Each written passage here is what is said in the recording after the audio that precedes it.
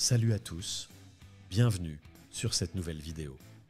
Aujourd'hui, on va aborder un sujet qui intrigue énormément, mais qui est souvent ignoré par beaucoup d'hommes. Oui, qu'est-ce que les femmes attendent vraiment de toi, mais qu'elles ne te diront jamais? Je sais que tu t'es déjà posé cette question. Que tu sois en couple, que tu cherches à l'être, que tu aies déjà vécu des relations qui n'ont pas marché, il y a ce sentiment diffus d'incompréhension, de frustration, parfois même un certain désarroi. Tu te demandes sûrement si tu fais les bonnes choses, pourquoi tu te retrouves souvent dans des situations où tu perds le contrôle, où tu te sens dévalorisé ou pire encore, invisible. Peut-être que tu as l'impression que peu importe ce que tu fais, ce n'est jamais assez, que tu t'investis dans des relations, mais que tu ne reçois pas en retour ce que tu espérais. Cela peut créer un vrai malaise, une perte de confiance, voire un doute constant sur ta valeur. Et ce malaise, il grandit chaque jour. Mais laisse-moi te dire une chose, tu n'es pas seul.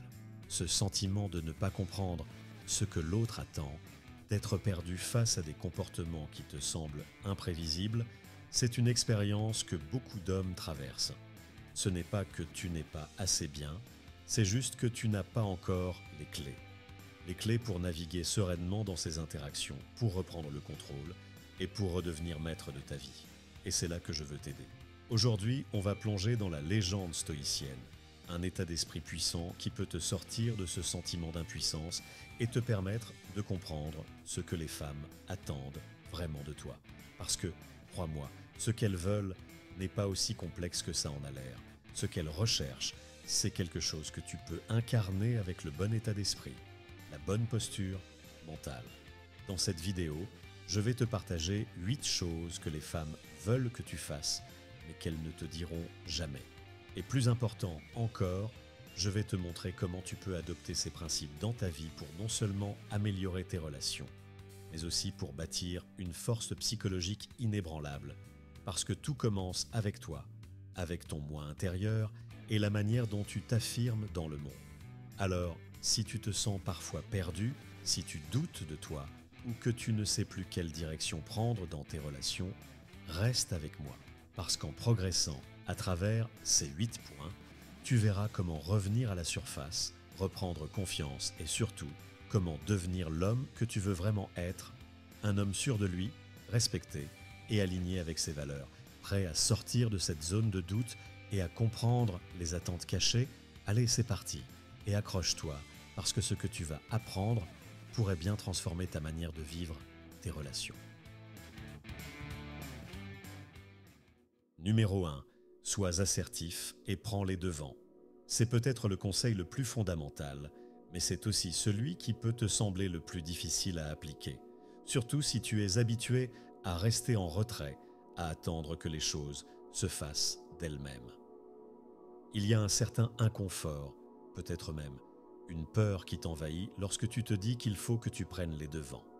Tu te demandes, et si je fais un faux pas? Et si je suis trop direct? Ou pire encore, si je me prends un mur? Je comprends, cette peur d'être rejeté, de ne pas bien faire, peut te paralyser. Tu restes peut-être bloqué dans l'idée que, pour ne pas perturber l'autre, il vaut mieux laisser les choses se dérouler naturellement. Mais le problème, c'est que cette approche passive te conduit souvent à l'inaction. Et l'inaction, tu le sais au fond de toi, ne mène nulle part.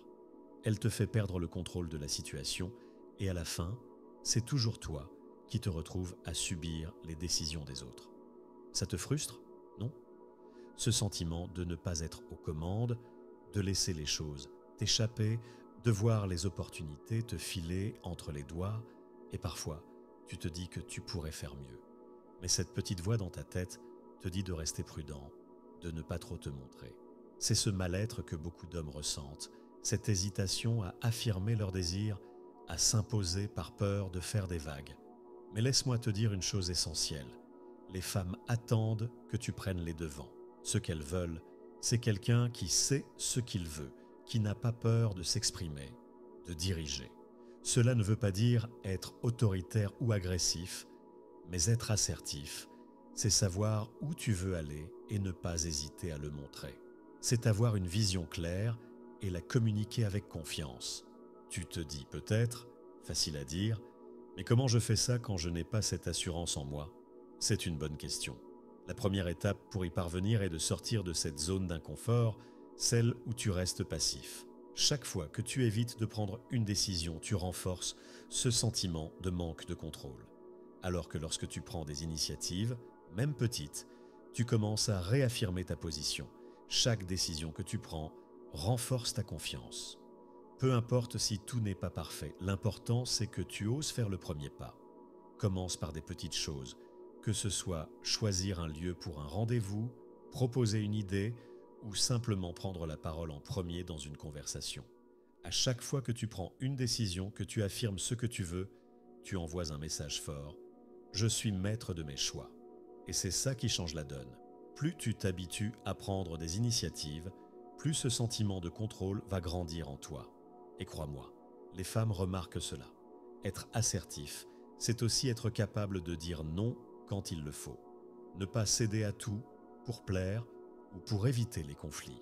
Si tu n'es pas d'accord sur quelque chose, dis-le. Pose des limites claires et fais-le avec respect, mais avec fermeté. Cette capacité à s'affirmer sans agressivité est ce qui distingue un homme qui inspire le respect d'un homme qui se laisse emporter par les courants. Alors oui, il y aura toujours cette petite part d'inconfort au début. Ce n'est jamais facile de changer des habitudes, surtout quand on a l'habitude de ne pas prendre l'initiative. Mais je te le dis, à chaque fois que tu oses prendre les devants, tu avances d'un pas vers une version de toi plus confiante, plus solide. Et c'est là que tu commences à attirer le respect, non seulement de celles qui t'entourent, mais aussi de toi-même. Imagine ce que ça serait de ne plus subir les événements, mais de les créer. Imagine la différence dans ta vie si, à partir d'aujourd'hui, tu décidais de prendre en main chaque situation plutôt que de l'observer passivement. Tu n'as rien à perdre et tout à gagner. La clé, c'est de commencer petit à petit et de bâtir cette confiance jour après jour. C'est un processus, mais crois-moi, ça en vaut la peine.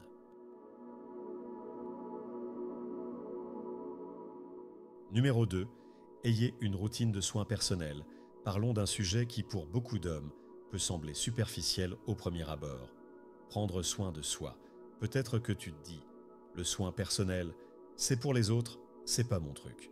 Ou bien, tu as grandi avec cette idée que prendre soin de ton apparence, de ta santé ou de ton esprit n'était pas forcément une priorité. C'est vrai, c'est un sujet qui peut parfois mettre mal à l'aise parce qu'il renvoie à cette impression de devoir changer quelque chose chez soi, de devoir faire plus d'efforts là où tu te sentais déjà insuffisant. Peut-être même que tu évites ce sujet parce qu'il y a une part de toi qui se sent coupable de ne pas faire plus attention à ton corps ou à ta santé. Et ce sentiment, même s'il est enfoui, peut te ronger petit à petit. Tu te lèves le matin, tu regardes ton reflet dans le miroir et tu te dis « c'est pas vraiment ça ». Ou peut-être que tu ressens une fatigue constante, que tu n'es jamais vraiment à 100% de ta forme. Mais tu te dis que c'est la vie, que tout le monde est fatigué, que c'est normal de laisser les choses aller. Mais tu sais quoi? Ce sentiment d'inconfort, de lassitude, il ne partira pas tout seul. Il est là parce que quelque part, au fond de toi, tu sais que tu pourrais faire mieux, que tu pourrais mieux te traiter, mieux t'occuper de ce corps qui te porte au quotidien. Parce que ce n'est pas juste une question d'apparence, c'est une question de respect envers toi-même. Et là, c'est peut-être le point le plus important que tu n'as pas encore réalisé. Prendre soin de toi, c'est te montrer que tu comptes. Les femmes, elles, remarquent un homme qui se respecte. Mais plus que ça, elles ressentent un homme qui se valorise, qui prend soin de lui, pas seulement pour plaire, mais parce qu'il a de la discipline et qu'il tient à sa propre personne. Avoir une routine de soins personnels, ce n'est pas être narcissique ou excessivement préoccupé par ton apparence. C'est prendre soin de toi comme une priorité. C'est te dire chaque jour, je mérite d'être au meilleur de ma forme, physiquement et mentalement. Alors, comment faire pour commencer quand tu te sens peut-être déjà un peu déconnecté de toi-même, un peu perdu dans ta propre routine? Comment casser cette spirale de négligence? La première étape, c'est de comprendre que ça ne doit pas être compliqué. Ta routine n'a pas besoin de ressembler à une séance de spa de 3 heures. Elle doit simplement être régulière et intentionnelle. Chaque petit effort compte et fait une énorme différence. Commence par des choses simples, des actions quotidiennes qui renforcent ton bien-être et ton confiance en toi. Voici quelques exemples. Lève-toi et bois un verre d'eau dès que tu te réveilles. Hydrater ton corps au réveil aide à bien démarrer ta journée. C'est simple, mais combien d'hommes négligent ça? Fais de l'exercice régulièrement, que ce soit aller courir, soulever des poids ou même juste marcher. Le mouvement, c'est la base d'une bonne santé physique et mentale. Ça aide à évacuer le stress, à libérer des endorphines et surtout à te sentir bien dans ton corps. Mange correctement. Arrête de te remplir avec de la malbouffe qui te fait te sentir encore plus lourd et fatigué. Accorde-toi des repas sains, équilibrés. Ça ne veut pas dire tout changer d'un coup, mais fais le premier pas en remplaçant des mauvaises habitudes par des meilleures. Dors suffisamment. Le manque de sommeil t'affecte bien plus que tu ne le crois. La fatigue chronique détruit ta productivité, ton humeur et ta motivation. Priorise ton sommeil, c'est un investissement pour toi-même. Peut-être que rien qu'à l'idée de changer certaines habitudes, tu ressens déjà une sorte de résistance, un certain malaise, c'est normal. Ce qui est inconfortable, c'est l'idée de sortir de cette zone où tu as pris l'habitude de t'installer. Celle où tu te dis « je vais bien », ça peut attendre. Mais ce petit inconfort vaut 1000 fois mieux que le mal-être grandissant qui s'installe quand tu ne prends pas soin de toi, quand tu laisses les choses se dégrader sans agir. À mesure que tu te forces à adopter cette routine, tu verras que les résultats ne tardent pas à venir. Tu commenceras à te sentir mieux, à retrouver de l'énergie. Tu verras des changements dans ton apparence, dans ta posture, dans ton attitude. Ce ne sont pas juste les autres qui vont le remarquer, mais toi aussi. Chaque jour, tu te regarderas et tu diras « je m'améliore ». C'est un cycle vertueux. Plus tu prends soin de toi, plus tu te respectes et plus tu attires ce même respect autour de toi. Les femmes, elles se le remarquent bien sûr. Elles apprécient un homme qui investit en lui-même, qui montre qu'il a de la discipline, de l'autodétermination. Mais ce qui est encore plus puissant, c'est l'impact que ça aura sur ton propre esprit. Ce sentiment de bien-être, cette satisfaction intérieure de faire ce qu'il faut pour toi-même, te donnera une force mentale incroyable. Alors, au lieu de te laisser entraîner par l'inconfort, utilise-le pour te pousser à agir. Change petit à petit, jour après jour, et tu verras à quel point cela transforme non seulement ton corps, mais aussi ton esprit et ton moi intérieur. Numéro 3, remets-la à sa place quand il le faut. Ça peut sembler dur à entendre, non? Remets-la à sa place. On vit dans une société qui nous enseigne qu'il faut toujours être doux, toujours compréhensif, et surtout, ne jamais provoquer de conflit. Pourtant, tu as sûrement déjà ressenti cette frustration intérieure, ce malaise profond lorsqu'une situation devient injuste ou déséquilibrée et que tu n'agis pas. Cette inaction, cette manière de tout laisser couler pour éviter les confrontations, finit par te ronger. Parce qu'au fond, tu sais que quelque chose ne va pas, que quelque chose ne devrait pas être toléré. C'est là que le sentiment d'impuissance s'installe. Cette sensation de te laisser marcher dessus, de perdre le contrôle d'une relation. Tu te dis que si tu dis quelque chose, si tu affirmes tes limites, tu vas créer des tensions, peut-être même perdre son affection. Alors tu gardes le silence, tu laisses passer. Et à chaque fois que tu le fais, ce sentiment de faiblesse s'accentue un peu plus. Tu te sens piégé dans un cycle où tu ne fais jamais vraiment ce qui est juste pour toi, parce que tu as peur de créer un fossé entre vous. C'est inconfortable, n'est-ce pas? Cette colère silencieuse qui monte en toi lorsque tu sais que tu devrais dire quelque chose, mais que tu n'oses pas. Peut-être parce qu'on t'a appris que remettre une femme à sa place, c'était mal vu, c'était être trop dur, ou c'était risquer de paraître autoritaire ou même insensible. Et voici la vérité. Poser des limites, c'est s'affirmer.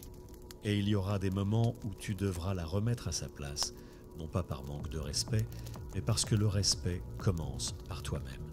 Si tu ne te respectes pas assez pour te défendre, pour défendre tes idées ou tes valeurs, qui le fera pour toi? Il ne s'agit pas d'être agressif, il s'agit d'être juste, d'être équilibré. Quand tu restes silencieux face à un comportement qui te dérange, tu envoies un message. Je suis d'accord avec ça. Continue. Et crois-moi, elle le sentira. Elle sentira que tu n'es pas à l'aise, mais que tu n'as pas la force de te lever pour te faire entendre. Et petit à petit, tu perdras de la crédibilité à tes yeux. Elle ne respectera plus tes paroles comme avant, car elle aura appris que tu ne te défends pas, que tu plies pour éviter le conflit. Et ça, c'est une pente glissante. Maintenant, tu te demandes sûrement comment faire ça sans devenir celui qui impose tout, sans passer pour un tyran. C'est là que l'assertivité entre en jeu. Remettre quelqu'un à sa place ne signifie pas crier ou te mettre en colère. C'est simplement rester calme, mais ferme. C'est dire ce que tu penses sans avoir peur des conséquences. Par exemple, si elle te manque de respect d'une manière ou d'une autre, que ce soit par des remarques, des actions ou des comportements qui vont à l'encontre de ce que tu considères acceptable, ne laisse pas passer. Peut-être que ça te met mal à l'aise rien que d'y penser. Te voir en train de lui dire « Non, ça ne me convient pas » ou « Ce comportement doit changer ». Peut-être que tu as peur qu'elle réagisse mal, qu'elle te reproche de ne pas la comprendre ou qu'elle te repousse. Et c'est ce doute qui te bloque, n'est-ce pas? Ce doute qui te fait dire qu'il vaut mieux ne rien dire et que tout finira par se régler tout seul. Mais laisse-moi te dire quelque chose. Rien ne se règle tout seul. Si tu ne prends pas l'initiative de redresser la barre, la situation ne fera qu'empirer. Et tu le sais, plus tu attends, plus tu te sens mal dans cette relation. Plus tu laisses ces comportements abîmer ton estime de toi-même. Il faut que tu te rappelles une chose fondamentale. Tes limites sont importantes.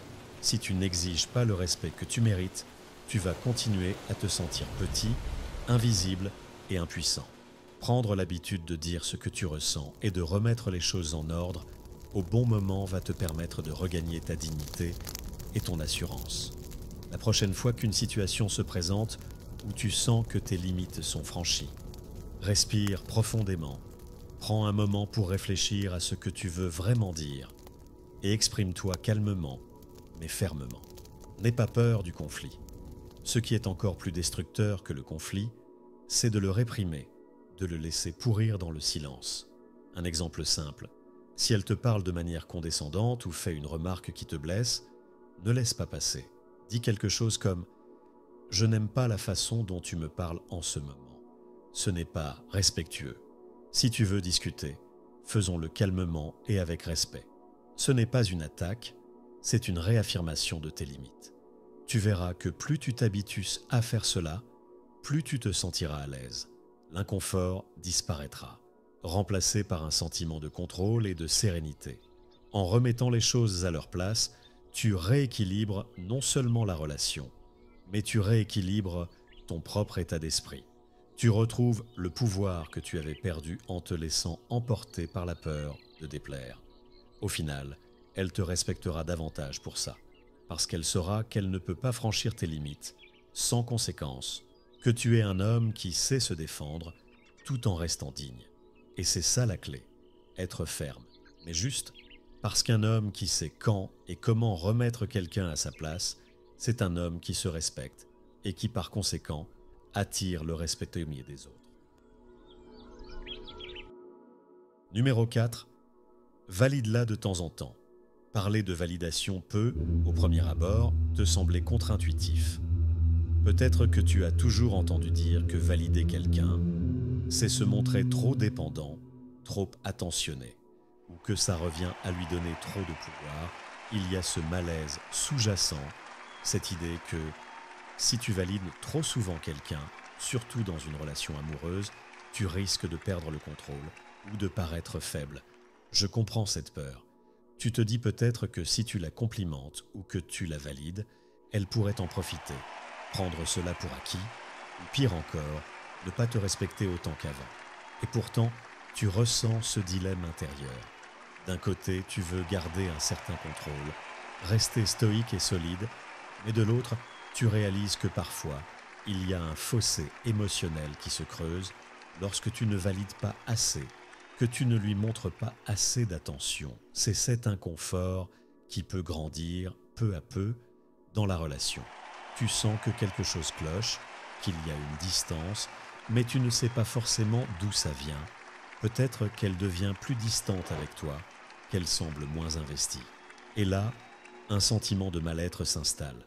Tu te demandes si tu fais bien les choses, si tu es assez pour elle, ou si tu devrais faire plus. Mais tu ne veux surtout pas paraître faible ou dépendant. Mais voici la vérité. Les femmes ont besoin de validation, tout comme toi. Et si tu ne le fais pas de temps en temps, cela peut créer un déséquilibre émotionnel dans la relation. Elle pourrait commencer à se sentir dévalorisée, ignorée, voire invisible à tes yeux. Et c'est là que tu risques de perdre, non pas le contrôle, mais la connexion que tu as avec elle. Ce n'est pas une question de lui donner tout le pouvoir, ni de te soumettre à ses besoins émotionnels de manière excessive. Il s'agit de renforcer la relation, de créer une dynamique où elle se sent appréciée et respectée. Parce qu'au fond, tout le monde a besoin de reconnaissance. Si tu lui montres que tu vois ses efforts, que tu reconnais sa valeur, elle se sentira plus encline à te rendre cette même validation. Le problème, c'est que tu peux avoir l'impression qu'en la validant, tu lui montres une forme de vulnérabilité que tu préfères garder pour toi. C'est ce malaise, ce petit doute qui te retient. Peut-être que tu as déjà vu des exemples autour de toi où des hommes ont trop validé une femme et ont fini par perdre leur autorité dans la relation. Ce sentiment d'injustice où tu te dis « Pourquoi est-ce à moi de lui montrer de la validation en premier ?» Mais il ne s'agit pas de renoncer à ta force, ni de perdre ta place dans la relation. Il s'agit simplement de maintenir un équilibre émotionnel sain. Valider quelqu'un, ce n'est pas se soumettre, c'est montrer que tu es assez confiant en toi-même pour apprécier les qualités de l'autre sans te sentir diminué. Alors, comment faire sans tomber dans l'excès ou te sentir mal à l'aise? C'est plus simple que tu ne le penses. La validation ne doit pas être constante ou systématique, elle doit être authentique et occasion sporadique. Il suffit de petits gestes, de moments où tu lui fais savoir que tu vois qui elle est et que tu apprécies ce qu'elle fait pour toi ou pour la relation. Tu n'as pas besoin de l'aduler ou de lui donner des compliments exagérés. Un simple « merci pour tout ce que tu fais » ou « j'aime vraiment ce côté de toi » peut faire toute la différence. Au début, peut-être que tu te sentiras un peu décalé en faisant cela. C'est normal. Si tu n'as pas l'habitude de donner de la validation, ça peut paraître étrange, voire même te mettre un peu mal à l'aise. Tu te dis peut-être « suis-je en train de trop en faire ?» Mais l'idée n'est pas de le faire en permanence, ni de devenir quelqu'un que tu n'es pas. Il s'agit de trouver cet équilibre subtil où, en validant l'autre de temps en temps, tu montres que tu es attentif à ses besoins émotionnels, tout en restant fidèle à toi-même. Et crois-moi, cela va non seulement renforcer la relation, mais aussi améliorer la façon dont elle te perçoit. Parce que lorsque tu valides quelqu'un de manière authentique, cela ne fait pas de toi quelqu'un de faible. Cela montre que tu es émotionnellement intelligent, que tu sais naviguer dans les aspects complexes d'une relation sans perdre ta force ou ton leadership. Un exemple, si elle fait quelque chose de bien pour toi, même si c'est petit, prends le temps de le reconnaître. J'ai vraiment apprécié ce que tu as fait. Merci. Tu verras à quel point cette simple reconnaissance peut transformer la dynamique entre vous. Cela montre que tu apprécies ce qu'elle fait, mais que tu n'es pas en train de perdre ta position dans la relation. C'est là que le malaise disparaît progressivement. Tu commences à réaliser que valider quelqu'un ne te rend pas plus faible, au contraire. Cela renforce ta position en tant qu'homme confiant, quelqu'un qui n'a pas peur de reconnaître la valeur de l'autre, tout en gardant son pouvoir personnel intact. Au final, c'est un jeu d'équilibre. Trop de validation peut te faire paraître dépendant, trop peu peut créer de la distance. Trouve ce juste milieu où tu la valides de temps en temps, sans pour autant sacrifier ton indépendance ou ton stoïcisme. Et tu verras qu'en cultivant cette attention consciente, ta relation s'épanouira, car elle sentira que tu sais apprécier sans te compromettre, et ça, c'est la clé d'une relation saine et équilibrée. Numéro 5. Sois prêt à partir. Ce conseil peut susciter en toi une sensation de tension, de malaise immédiat. Pourquoi ? Parce qu'être prêt à partir, cela signifie envisager une réalité que tu n'as probablement pas envie d'affronter. Celle de perdre quelqu'un que tu aimes, celle de faire face à la solitude ou à ce vide qui te guette lorsque tu imagines la fin d'une relation. Ce sentiment d'insécurité grandit lorsque tu te rends compte qu'une partie de toi n'est peut-être pas prête à tout perdre, que tu pourrais sacrifier ton bien-être ou ta dignité juste pour garder la personne auprès de toi. Et c'est là que l'inconfort s'installe. Quand tu es dans une relation qui devient déséquilibrée, où tu ressens que quelque chose ne va pas, tu sens aussi cette pression interne, cette peur de tout perdre si tu t'affirmes ou si tu montres que tu es prêt à partir. Tu te dis peut-être « Est-ce que je suis assez fort pour vraiment partir si les choses deviennent toxiques, insupportables ?» Et à ce moment, tu commences à douter. Un doute qui érode progressivement ton estime de toi et te fait dépendre encore plus de l'autre. Si tu as déjà vécu des moments où tu sentais que tu te perdais dans une relation, que tu faisais des concessions qui allaient à l'encontre de tes valeurs, c'est probablement parce que cette peur était déjà là, présente. Une peur de ne pas être assez, de ne pas trouver quelqu'un d'autre, ou pire encore, de finir seul. Le mal-être grandit quand tu sais que quelque chose ne va pas, mais que tu restes.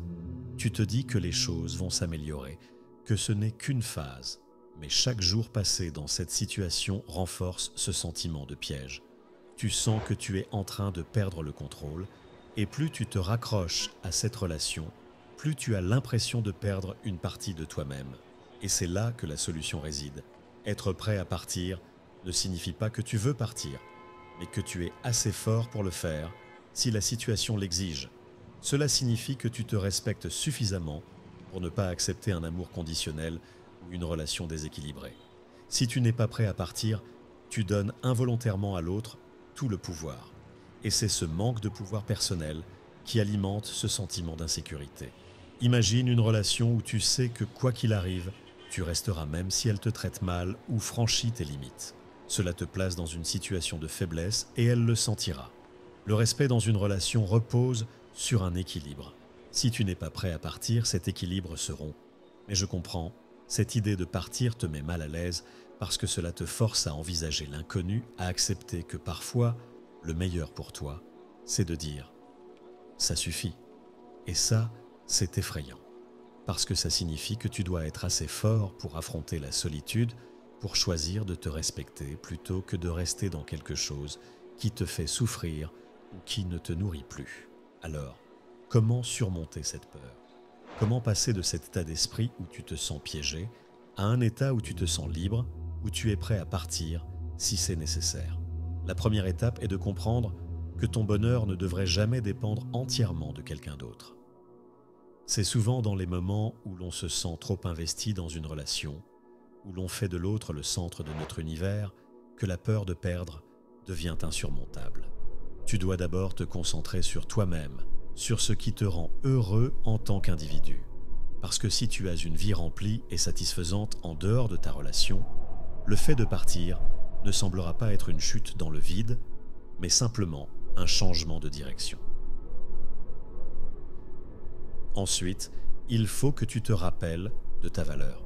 Quand tu es prêt à partir, ce n'est pas un geste d'abandon, c'est une affirmation de ton pouvoir personnel. Cela signifie que tu te respectes assez pour ne pas tolérer l'intolérable. Quand tu adoptes cet état d'esprit, tu ne te sens plus aussi vulnérable parce que tu sais que, quoi qu'il arrive, tu seras bien, avec ou sans elle. Et voici où le soulagement commence à apparaître. Tu réalises que tu n'as pas besoin de lutter pour être respecté. Si tu es prêt à partir, tu envoies un message clair, tu n'acceptes pas d'être maltraité, ignoré ou pris pour acquis. Cela rétablit un certain équilibre dans la relation. Paradoxalement, lorsque tu montres que tu es prêt à partir, si nécessaire, cela renforce souvent le respect que l'autre a pour toi, parce qu'elle voit que tu n'es pas dépendant, que tu as des standards et des limites. Le fait d'être prêt à partir te permet aussi de reprendre le contrôle.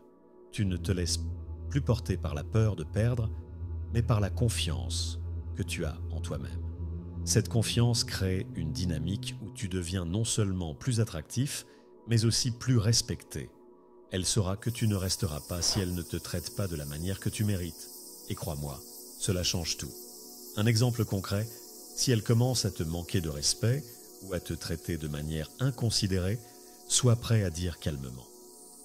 Si c'est comme ça que tu penses que les choses doivent se passer, je préfère qu'on arrête ici. Ce n'est pas une menace, c'est une décision. Et cette décision repose sur un profond respect de toi-même. Au fur et à mesure que tu intègres cette mentalité, le malaise qui accompagnait l'idée de partir commence à disparaître. Tu réalises que tu es assez fort pour faire ce choix, si nécessaire, que tu n'as pas besoin de te raccrocher à une relation à tout prix. Et avec ce nouveau sentiment de puissance, tu deviens non seulement plus indépendant, mais aussi plus épanoui dans ta relation. Parce que tu sais que tu es là par choix et non par besoin. Être prêt à partir, c'est être en paix avec soi-même. C'est savoir que tu mérites une relation où tu es respecté et apprécié. C'est comprendre que parfois, le meilleur pour toi, c'est de dire non à ce qui ne te sert plus. Et cela, au lieu d'être une source d'anxiété, devient une source de force et de libération.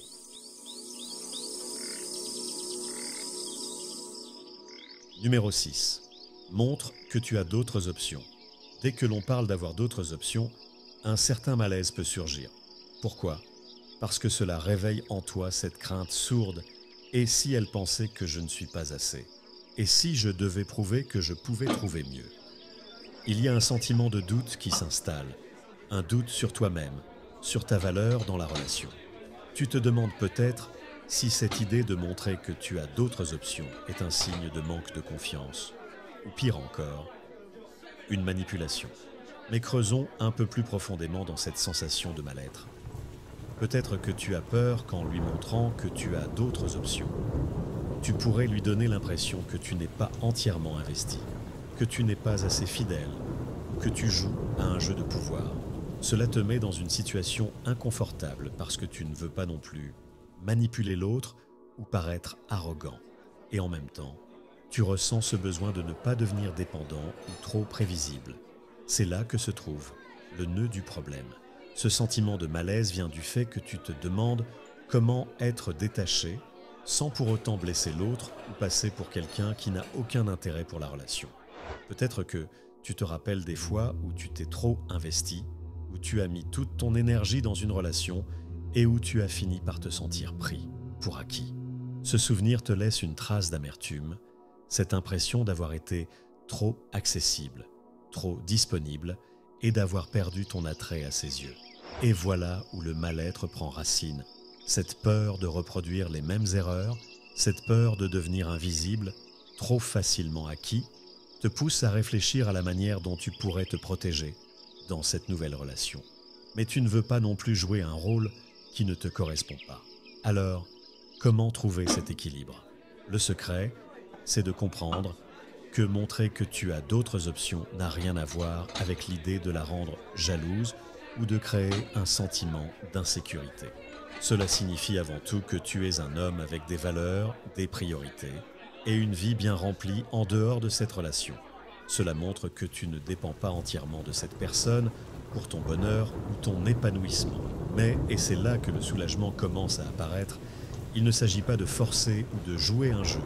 Il s'agit de te concentrer sur ta propre vie, tes passions, tes amis, tes activités. Lorsque tu es pleinement engagé dans ton propre développement personnel, dans des projets et des relations sociales qui t'enrichissent, tu rayonnes naturellement. Tu deviens un homme qui n'est pas uniquement défini par la relation qu'il entretient avec une femme. Et cela change tout. Parce que lorsque tu as cette abondance dans ta vie, tu n'as pas besoin de prouver que tu as d'autres options. Tu le vis déjà. Cette confiance tranquille, ce sentiment de ne pas être dépendant, mais d'être un choix pour elle et non une nécessité absolue, transforme radicalement la dynamique. Cependant, si tu ne prends pas conscience de cela, si tu laisses cette peur de ne pas être assez disponible te guider, tu pourrais finir par étouffer dans la relation. Et là, le mal-être s'intensifie. Tu sens que tu es en train de perdre ton identité, que tu es tellement concentré sur elle que tu oublies de nourrir ce qui te rend unique, ce qui te rend désirable aux yeux des autres, mais surtout au tien. Le malaise peut aussi venir du fait que, parfois, on confond l'idée d'avoir des options avec celle de vouloir à tout prix plaire à d'autres. Ce n'est pas de ça qu'il s'agit. Montrer que tu as d'autres options ne veut pas dire que tu dois flirter à droite à gauche pour prouver ta valeur. Il s'agit simplement d'avoir un réseau, des amis, des opportunités dans ta vie qui te donnent le sentiment d'être complet et indépendant. C'est là que tu peux commencer à remédier à ce sentiment d'inconfort.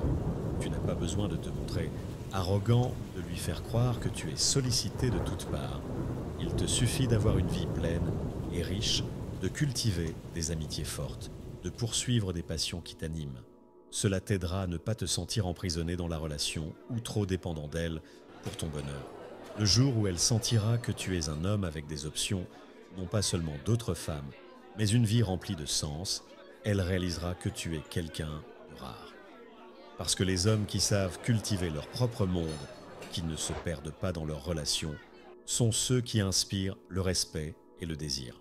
Ils ne sont pas anxieux à l'idée de perdre, car ils savent qu'ils ne sont jamais complètement seuls.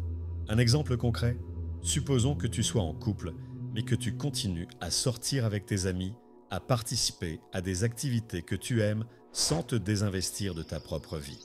Si elle voit que tu as des centres d'intérêt en dehors de la relation, que tu as des amis proches, des ambitions personnelles, elle saura que tu es quelqu'un qui n'est pas enfermé dans cette relation. Et cela, paradoxalement, renforce son attraction pour toi. C'est là où l'inconfort se dissipe progressivement. Parce que tu réalises que montrer que tu as d'autres options ne signifie pas que tu joues un rôle ou que tu manipules. Cela signifie simplement que tu es un homme complet qui ne cherche pas à combler un vide par une relation. Et cette autonomie te rend naturellement désirable. Le chemin vers cet état d'esprit commence par te rappeler que ta valeur ne dépend pas de l'approbation de cette personne. Tu es assez en tant qu'individu, et lorsque tu montres cela à travers la manière dont tu vis ta vie, tu n'as plus besoin de prouver quoi que ce soit. Tu vis dans l'abondance, non dans la peur de perdre. Et c'est cela qui fait toute la différence. Numéro 7. Garde ton calme en toutes circonstances. Il est facile de dire « garde ton calme », mais si on est honnête, l'idée même de rester impassible en toutes circonstances peut susciter un sentiment d'inconfort. Pourquoi ? Parce que dans le fond, nous sommes tous humains et garder son calme, c'est souvent lutter contre des forces intérieures, des émotions qui bouillonnent, des pensées qui s'emballent et un stress parfois écrasant. Et c'est là que le malaise commence. Tu te demandes si tu es vraiment capable de maintenir ce contrôle ou si, au contraire, tu risques d'exploser, de perdre pied face à la pression. Ce sentiment de vulnérabilité est particulièrement présent quand tu es confronté à des situations tendues avec une personne que tu aimes. Parfois, il suffit d'une petite remarque blessante, d'un malentendu ou d'une dispute qui escalade, et tout ton équilibre intérieur vacille. Tu sens monter cette énergie qui te pousse à réagir, à défendre ta position, à riposter. Et cette montée de stress est souvent accompagnée d'un sentiment de perte de contrôle, un vertige qui te fait douter de ta capacité à rester calme. À cet instant, tu te sens piégé entre l'envie de réagir impulsivement et la crainte de briser quelque chose d'essentiel dans la relation. Le malaise grandit quand tu te rends compte que tu es souvent pris dans ce piège émotionnel. Et cela devient un cercle vicieux. Plus tu ressens de la pression pour rester calme, plus tu es susceptible d'exploser à un moment ou un autre. Cette dualité crée une tension interne. Tu veux garder ton calme, mais en même temps, tu ressens cette colère, cette frustration, ou même cette tristesse qui te submerge. Tu te dis que tu dois être plus stoïque, plus solide, mais au fond, tu sais que tu n'as pas encore totalement maîtrisé cet art. Et si ce sentiment de malaise s'intensifie, c'est aussi parce que tu te rappelles peut-être des moments où tu as perdu ton calme par le passé, des moments où tu as laissé tes émotions prendre le dessus. Tu te souviens de ces regards déçus ou choqués et d'un sentiment de regret qui te hante encore. Cette culpabilité, cette petite voix qui te rappelle que tu n'as pas toujours été à la hauteur, te fait douter de ta capacité à garder ton sang-froid à l'avenir. Mais ici, Le but n'est pas de te juger ou de te culpabiliser davantage. L'idée, c'est de comprendre que garder ton calme ne signifie pas étouffer tes émotions ou te forcer à être une statue de marbre face aux provocations. Il s'agit plutôt d'apprendre à gérer ses émotions de manière saine, de comprendre d'où elles viennent et de ne pas te laisser dominer par elles. C'est accepter que tu n'es pas parfait, que tu peux parfois vaciller, mais que tu as les outils pour retrouver ton équilibre. Quand tu sens ce malaise monter, prends un instant pour respirer. Une simple respiration profonde peut t'aider à reprendre le contrôle de ton corps et de ton esprit. Cela te permet de créer une distance entre toi et l'émotion brute qui t'envahit. Ce petit espace que tu crées en toi te donne la clarté nécessaire pour ne pas réagir sous le coup de l'impulsion. Mais je ne vais pas te mentir. Il y aura des moments où tu seras confronté à des situations extrêmes, des moments où garder ton calme semblera presque impossible. Imagine que tu es en pleine dispute, que les mots deviennent plus tranchants, plus durs, et que tu sens cette colère monter. À cet instant, le stress te donne envie de réagir, de lancer une pique, de riposter. Ce sentiment d'injustice ou de frustration, c'est là qu'il te faut le plus de force intérieure, et c'est là aussi que le malaise peut se transformer en une sorte de rébellion contre toi-même. Tu veux garder ton calme, mais tout en toi crie le contraire. Le remède à ce mal-être, c'est de comprendre que garder ton calme ne signifie pas être passif ou silencieux. Cela signifie simplement être capable de choisir tes réactions, de ne pas laisser tes émotions te dicter ta conduite. Quand tu gardes ton calme, tu fais le choix de ne pas escalader la situation, de ne pas entrer dans un cycle de reproches et de conflits inutiles. C'est cette maîtrise de soi qui fait toute la différence. L'une des premières étapes pour y parvenir est de développer une conscience de soi. Cela signifie que tu dois être à l'écoute de tes propres triggers émotionnels, ces petites choses qui te font perdre ton calme. Peut-être que c'est un certain type de remarque, une certaine attitude de la part de l'autre qui déclenche en toi un sentiment de frustration ou de colère. Une fois que tu identifies ces éléments, tu peux mieux te préparer à y faire face sans être pris de court. Mais le plus important, c'est de réaliser que garder ton calme, c'est avant tout un signe de force intérieure. Ce n'est pas de la faiblesse. Au contraire, ceux qui réagissent impulsivement à chaque provocation, à chaque défi, sont ceux qui montrent leur fragilité. Garder ton calme, c'est refuser de te laisser dominer par des émotions éphémères qui, au fond, ne te définissent pas. Et c'est là que le soulagement commence à se faire sentir. Tu prends conscience que tu es capable de gérer tes émotions, que tu n'es pas esclave de tes impulsions.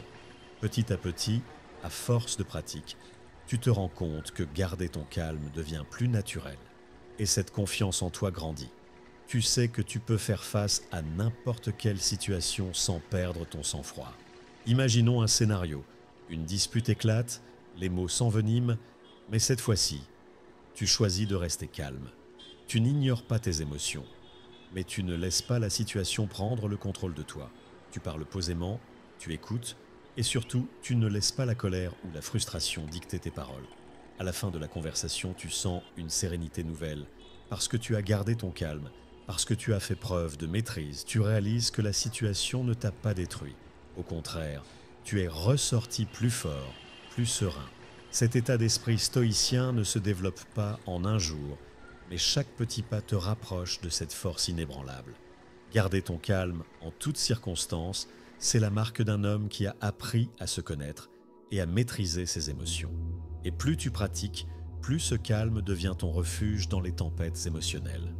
Alors, la prochaine fois que tu sens ce sentiment de malaise grandir en toi, rappelle-toi que garder ton calme, c'est une victoire sur toi-même. Une victoire silencieuse mais puissante. Numéro 8. Crée de la tension et du mystère. Au premier abord, l'idée de créer de la tension et du mystère peut te mettre dans une situation inconfortable. Cela peut sembler contre-intuitif, voire manipulateur, de ne pas être entièrement transparent avec quelqu'un, surtout dans une relation intime. Un sentiment de malaise s'installe car tu te demandes si cela ne va pas à l'encontre de tes valeurs ou de la sincérité. Tu te demandes peut-être si tu joues un jeu ou si tu es en train de te forcer à être quelqu'un que tu n'es pas. Ce sentiment d'être en décalage, de ne pas savoir comment doser, crée une certaine tension interne. Peut-être que tu as peur que, si tu ne lui montres pas tout de toi, elle pourrait te trouver distant ou désintéressé. Peut-être qu'au fond de toi, tu veux être transparent, tout dire, tout partager. Après tout, l'idée d'être un livre ouvert semble plus confortable, non? Mais en agissant ainsi, tu sens aussi cette crainte de devenir trop prévisible, trop facile à comprendre, voire ennuyeux. Et c'est là que le malaise s'intensifie. Parce que tu ne veux pas te perdre dans la banalité. Tu ressens ce besoin de maintenir une certaine tension, cette flamme qui pousse l'autre à être constamment intrigué par toi. Mais tu te sens peut-être mal à l'aise à l'idée de ne pas tout révéler. Le mystère a toujours fasciné, mais il est aussi difficile à cultiver. Il y a une peur sous-jacente. Et si elle pensait que je cache quelque chose de mauvais?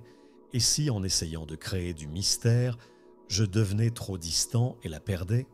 Cette incertitude te pousse à te questionner sur la frontière entre être mystérieux et être désintéressé. Tu ne veux pas qu'elle se sente rejetée ou mise à l'écart, mais tu comprends également qu'un peu de distance et de non-dit est parfois essentiel pour maintenir l'intérêt et la dynamique. À ce stade, tu te retrouves pris dans une sorte de dilemme. D'un côté, tu veux être ouvert et honnête, mais de l'autre, tu comprends que le mystère est souvent ce qui rend quelqu'un attirant et fascinant. Mais il est aussi facile de se perdre dans ce jeu, de trop en faire et de finir par être perçu comme froid ou désintéressé. Ce déséquilibre émotionnel crée une pression, une sensation que tu pourrais ne jamais trouver la bonne dose de mystère. Cependant, il est essentiel de comprendre que créer de la tension et du mystère n'a rien à voir avec le fait de manipuler ou de jouer des jeux mentaux. C'est plutôt une manière subtile d'entretenir l'intérêt en gardant une part de toi inexplorée, une part que l'autre aura envie de découvrir au fil du temps. Le mystère n'est pas dans le mensonge ou la dissimulation, mais dans le fait de ne pas tout donner tout de suite, de laisser place à l'imagination, à cette petite part d'incertitude qui pousse l'autre à se poser des questions, à vouloir en savoir plus. Pourtant, le sentiment d'inconfort peut aussi venir du fait que tu te demandes si tu es assez intéressant pour créer cette tension. Peut-être qu'au fond, tu doutes de ta propre valeur, te demandant si tu as vraiment quelque chose à cacher ou à dévoiler. Ce malaise peut alors être amplifié par cette peur de ne pas être assez intrigant, de ne pas avoir cette aura de mystère que tu cherches à cultiver. Cela te pousse à te remettre en question, à te demander si tu es capable de maintenir cette dynamique sans te perdre ou forcer une attitude qui ne te correspond pas. C'est ici que le soulagement commence à se manifester. Car en réalité, le mystère que tu crées n'a pas besoin d'être artificiel. Il ne s'agit pas de jouer un rôle ou de construire une fausse image de toi-même. La clé est de comprendre que chacun de nous possède déjà une certaine part de mystère, simplement parce que nous sommes tous complexes, avec nos histoires, nos pensées et nos émotions uniques. Le mystère vient naturellement lorsque tu ne te révèles pas entièrement d'un seul coup. Tu laisses des zones d'ombre, des choses à découvrir petit à petit au fur et à mesure que la relation se développe. Une des façons de cultiver cette tension saine est de ne pas être constamment disponible. Cela ne signifie pas ignorer l'autre ou se montrer désintéressé, mais plutôt de vivre ta vie de manière pleine, d'être engagé dans tes propres projets, tes passions, et de ne pas tout orienter autour de la relation. Quand tu es occupé à poursuivre tes objectifs personnels, tu deviens automatiquement plus mystérieux, car tu as une vie riche en dehors de la relation, une vie qui ne se limite pas à l'autre personne. Tu crées ainsi un équilibre. Il y a des moments où tu partages, où tu es présent, et d'autres où tu te retires un peu, laissant place à cette distance qui alimente le désir de savoir, de comprendre qui tu es réellement. C'est un jeu subtil de présence et d'absence, où tu n'es jamais totalement dévoilé, mais toujours en train de révéler de nouvelles facettes de toi-même. Il est aussi important de noter que le mystère ne se limite pas à ce que tu fais ou à ce que tu dis, mais aussi à la manière dont tu te comportes Parfois, un simple regard, un silence, une réaction inattendue peuvent créer une tension incroyable. Le mystère se trouve aussi dans les petites nuances, dans ce que tu laisses l'autre deviner sans jamais tout expliquer. Cela génère une curiosité naturelle, un besoin de chercher plus profondément qui tu es, et cela renforce l'attraction. À mesure que tu développes cette capacité à être à la fois présent et incomplet, tu réalises que ce malaise initial se dissipe. Tu n'as pas besoin de tout contrôler ou de tout planifier.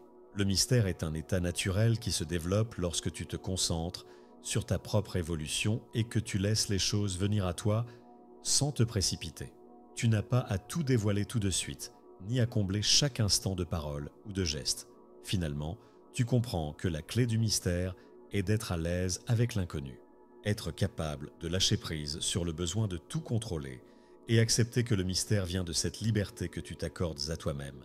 Le sentiment de malaise disparaît alors car tu réalises que créer de la tension et du mystère n'a jamais été une question de manipulation ou de jeu de pouvoir. C'est simplement une manière d'être authentique tout en gardant une part de toi que l'autre aura envie de découvrir. En fin de compte, cette tension, ce mystère que tu crées, est le reflet de ta propre confiance en toi, de ta capacité à savoir que tu es suffisamment intéressant sans avoir besoin de tout montrer d'un coup. Tu deviens ainsi un homme à la fois accessible et insaisissable. Et c'est cela qui rend la relation vivante, fascinante et surtout durable. En bref, tu as peut-être traversé un véritable voyage émotionnel. Au fil des étapes, certains des conseils que tu as lus ont pu te sembler dérangeants, voire inconfortables. Tu t'es peut-être demandé si tu avais vraiment en toi cette force, cette capacité à incarner la légende stoïcienne, à être cet homme à la fois inaccessible et présent, assertif et mystérieux. Ce sentiment d'inconfort, c'est une sensation familière à tous ceux qui cherchent à se transformer, à sortir de leur zone de confort pour grandir. Si tu ressens ce malaise, c'est justement parce que tu es en train de réaliser que le changement n'est jamais facile. Il éveille des doutes, des peurs, une remise en question de soi-même. Peut-être que tu te demandes si tout cela est réellement faisable pour toi, si tu pourras incarner cette nouvelle version de toi-même sans trahir qui tu es vraiment. Le fait de vouloir appliquer ces principes peut aussi créer une certaine tension interne. Est-ce que cela signifie que tu dois changer ta nature profonde? Est-ce que tu risques de te perdre en essayant d'adopter des comportements qui te paraissent parfois difficiles, voire opposés à ce que tu faisais jusque-là? Ces questions peuvent te pousser à ressentir un mal-être, à te demander si tout cela vaut la peine. Peut-être que tu te sens dépassé par cette idée de devenir plus assertif, de maintenir ton calme, de cultiver le mystère ou d'être prêt à partir, si nécessaire. Cela peut générer une angoisse sourde, comme si tu étais en train de te demander si, au final, tu es à la hauteur des attentes, des tiennes ou celles des autres. Mais c'est exactement dans ce moment de doute que réside la clé de ta progression. Chaque transformation commence par une phase d'inconfort, car c'est ce qui te force à évoluer. Le malaise que tu ressens est en réalité le signe que tu es sur la bonne voie. Si tout te semblait facile, c'est que tu ne changerais pas réellement. Ce chemin est fait pour te pousser à réfléchir, à sortir des schémas répétitifs dans lesquels tu t'étais peut-être enfermé. L'inconfort est le prix à payer pour devenir un homme plus fort, plus sûr de lui et plus en phase avec ce que tu désires vraiment dans tes relations. Il est important de comprendre que ce processus n'a pas pour but de te transformer radicalement ou de faire de toi quelqu'un que tu n'es pas. Il ne s'agit pas de revêtir un masque ou de jouer un rôle, il s'agit plutôt de développer des qualités que tu possèdes déjà en toi, mais que tu n'as peut-être jamais pleinement exploitées. Tu n'as pas besoin de devenir un autre homme, tu as seulement besoin d'ajuster certains comportements, certaines attitudes pour mieux te connaître et te révéler sous ton meilleur jour.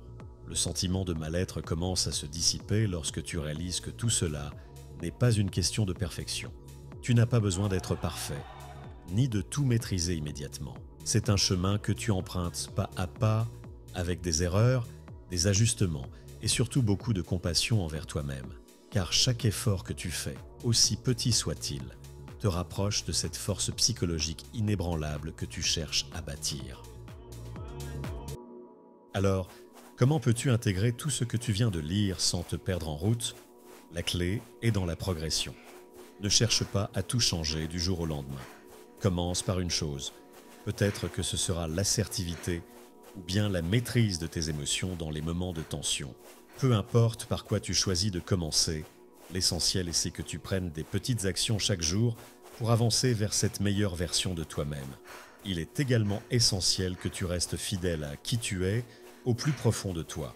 Si certaines de ces idées te paraissent en contradiction avec ta nature, ne les adopte pas aveuglément. Ajuste-les, adapte-les à ta personnalité, à tes valeurs. Être un homme fort, stoïcien, ne signifie pas être rigide ou détaché. Cela signifie être capable de gérer tes émotions, de rester centré dans les moments de chaos, tout en restant toi-même, authentique et humain. Et c'est là que tu commences à ressentir un soulagement, parce que tu réalises que tu n'as pas besoin de devenir une légende du jour au lendemain. Tu es déjà en chemin, tu es déjà en train de bâtir cette force intérieure, et chaque pas que tu fais, même s'il est petit, te rapproche de cet objectif. Plus tu avances, plus tu t'aperçois que cet inconfort initial n'était qu'un passage obligé, une épreuve nécessaire pour te forger. Tu comprends maintenant que tout ceci est un processus. Cultiver ton assertivité, ton calme, ton mystère, tout cela demande du temps. Mais au fil de ton avancement, tu commenceras à ressentir cette puissance intérieure grandir en toi. Tu verras que tu es plus fort que tu ne le pensais, que tu es capable de gérer des situations qui te semblaient insurmontables auparavant. Le malaise se transforme en confiance, le mal-être laisse place à un sentiment de maîtrise, de contrôle sur ta propre vie. Et au final, tu réalises que tu es en train de devenir cet homme que tu admirais peut-être de loin. Cet homme stoïque, solide, capable de garder son sang-froid, d'affronter les défis sans vaciller. Un homme qui sait ce qu'il veut, qui n'a pas peur de prendre des décisions difficiles et qui, malgré les moments de doute et d'inconfort, avance avec assurance. Donc, si tu ressens encore un peu de doute, de malaise à l'idée de mettre en pratique ces principes, sache que c'est normal. C'est une partie intégrante de la croissance. Et si tu continues à avancer, à appliquer ces enseignements, même avec des petits pas, tu découvriras une version de toi-même plus forte, plus résiliente et plus puissante que tu ne l'aurais jamais imaginé. Alors, prends ce malaise, cette sensation d'inconfort comme un signal. Tu es en train de changer, de te transformer pour devenir la légende stoïcienne que tu as toujours voulu être. Et si tu souhaites plus de conseils, nous t'offrons le PDF de la vidéo, afin de ne jamais perdre de vue ces valeurs qui feront de toi un homme exceptionnel. N'oublie pas de liker la vidéo et de t'abonner à notre chaîne, si ce n'est pas déjà fait, pour plus de contenu, afin d'avoir toujours une longueur d'avance. À bientôt pour du contenu encore plus exclusif.